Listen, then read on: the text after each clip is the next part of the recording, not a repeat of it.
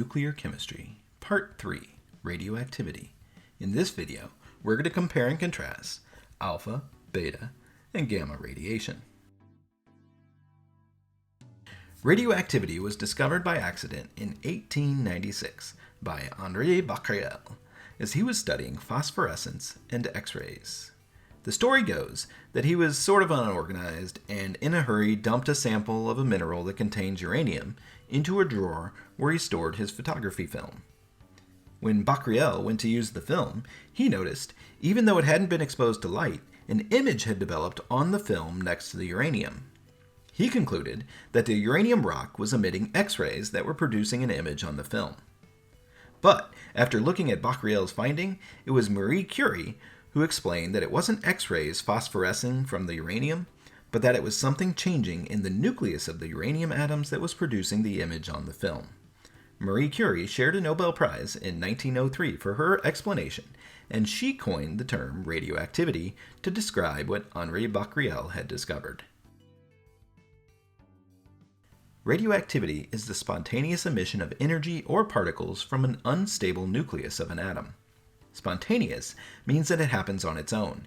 You can't speed it up, you can't slow it down, you can't stop it. You just gotta deal with it.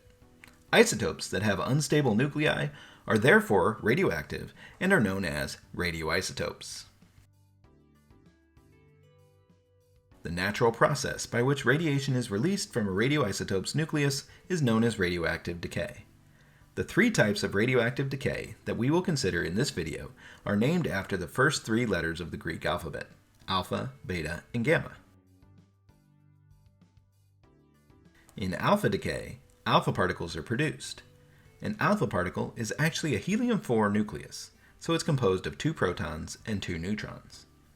Relative to the other decays, alpha particles have a lot of mass. Because they're made of 2 protons, they have a positive charge. They are relatively easy to shield against. You can block alpha particles by a piece of paper and with your clothes. In fact, they won't even travel all the way through a few centimeters of air. Shown here is the isotopic notation of an alpha particle, which reminds us that it's actually just a helium-4 nucleus, 2 protons and 2 neutrons. So it has a mass number of 4. In beta decay, beta particles are produced. A beta particle is a fast-moving, high-energy electron shooting out of the nucleus. Now, that should sound odd because electrons aren't part of the nucleus. Well, in beta decay, a neutron in the nucleus will split on its own into a proton and an electron. The proton stays in the nucleus, but the electron leaves, and so we call it a beta particle. Beta particles, like electrons, have very little mass and are negatively charged. It's moderately difficult to block beta particles, so you'll need something a little thicker like metal foil or dense wood.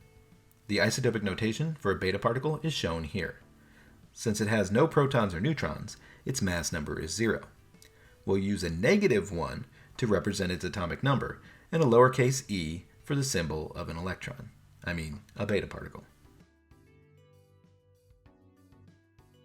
In gamma decay, high-energy electromagnetic waves called gamma rays are produced. Gamma rays are just a high-frequency, high-energy form of light that's way beyond the visible spectrum.